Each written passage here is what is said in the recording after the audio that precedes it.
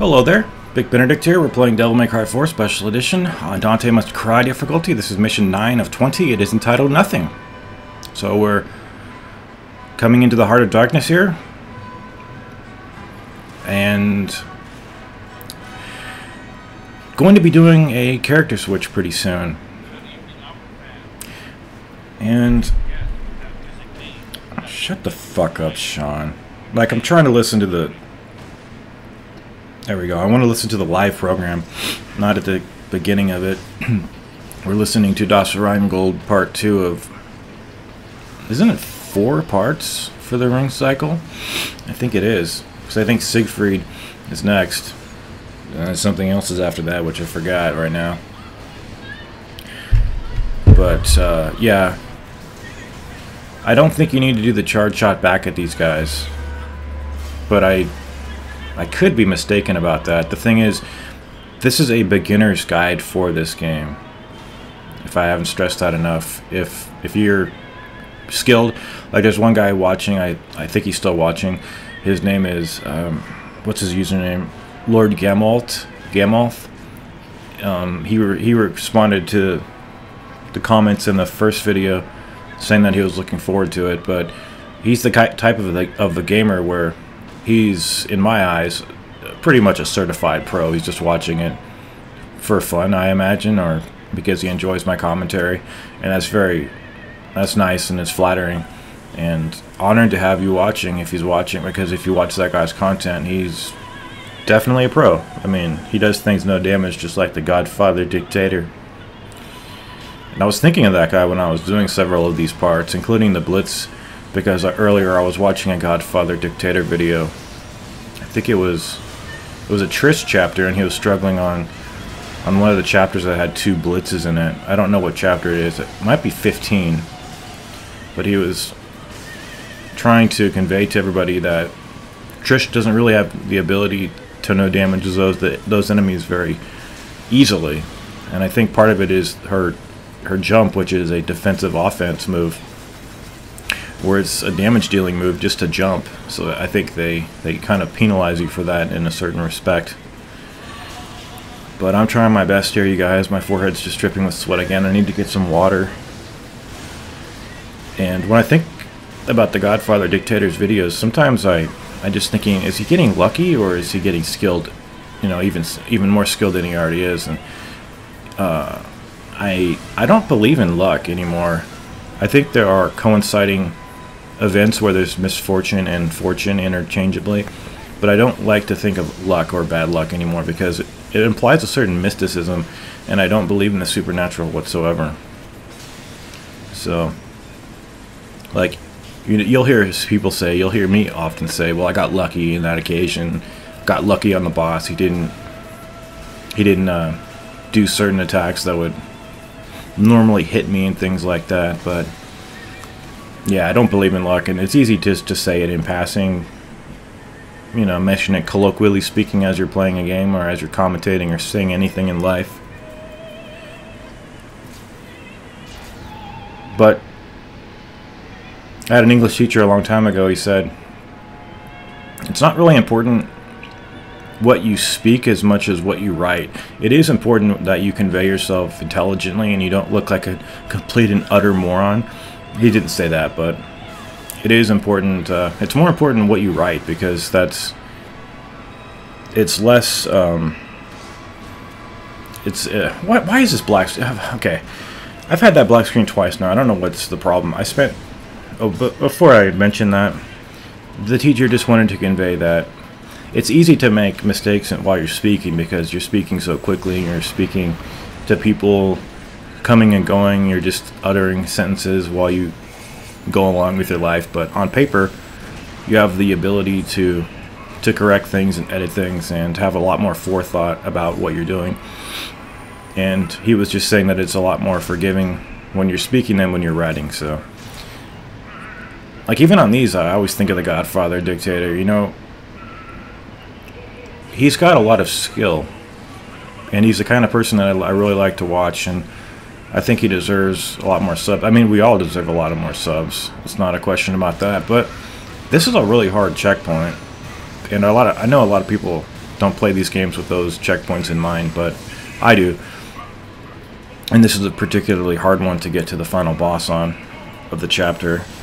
So if you're new to this game, and I hope you are, because I want to teach you some things that will get you through this campaign so that you're not sweating too much, so to speak. But keeping the camera off these enemies is very important. Sometimes if they're winding up to do an attack and they're off screen, even if you're at the moment putting them off screen, they're still going to complete their attack because they've committed to the attack, and they're not going to just stop it because you put it off screen. But the more you put it off, put enemies off of the screen, the more success you'll have at pacifying them, keeping them at bay, so that you can do these great charges. And well, hold on one second. It's so fucking hot. I think even the Ninja Gaiden 3 guide that I did like 4 months ago, even then I was complaining about the heat. So I'm so tired of this heat. So fucking sick of it. Like, even now, I'm arming a bunch of sweat off my forehead.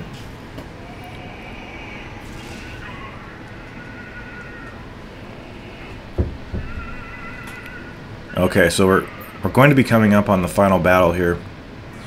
It'll be about half a dozen assaults and then a blitz. So these guys here, you want to try to keep yourself at a good angle to them and get as close as you can so that the charge shot level 3 won't miss. Usually a charge shot level 3 is just going to outright kill any enemy in this game. You know, not a Faust, but certainly the Faust can't survive more than 2. Hold on, Felipe. My dog's just sniffing in the background. Minding his own business, but being a good boy anyway.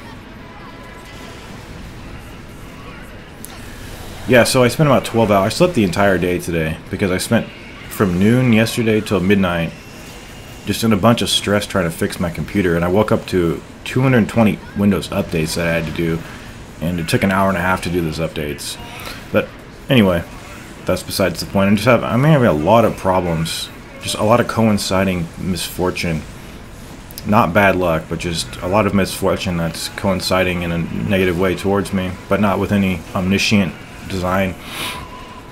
So these guys here, I would say you want to save up your devil trigger just for this guy. Save it all up, use it on him, wean him down, use the charged shotgun as much as possible here, and when he comes, just capitalize on it, because once you get him decloaked with the electricity, you can then do charge shot level 3s and just take care of him as much as possible. I think 2 will take care of him completely, but you have to be charge shotting level 3 like right away. Say there's 1, and I don't think I made it quite here because he was doing his electricity attack, but we're gonna throw a little more dynamite his way, try to chip him down. And then when he goes into the red phase, you can't expedite the kill by hitting him, unless you just want to jump around and just wait for him to expire, because he will expire. And then coming up on this boss now, you want to watch out for his first attack, because he hits you right as the cutscene ends. He tries to hit you, that is. So you very rarely want to attack him with your actual melee weapon, but sometimes that actually works pretty well. Just to jump up to him when he's spawning his swords or his fireballs, because that horizontal swipe she does has a good capacity to take care of some of his projectiles. I don't think I do it here, but this guy is pretty damn weak, as are almost all the enemies in this game, to the charge shot level 3 with this weapon. See that? There we go. A lovely miss right there.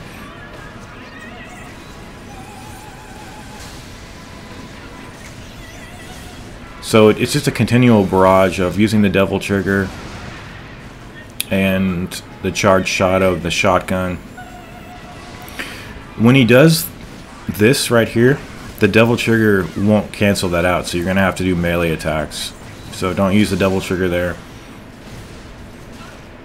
And just keep Keep doing the charge shot. The enemies that you kill yield double trigger, so it's very helpful. See that double trigger we got right there? It isn't much on this difficulty, but sometimes it's just enough to reach that threshold, so you can use the DT explosion again. And interestingly, these female characters, they don't have any double trigger canceling. In her case, it's just not relevant because it's just it's a different attack.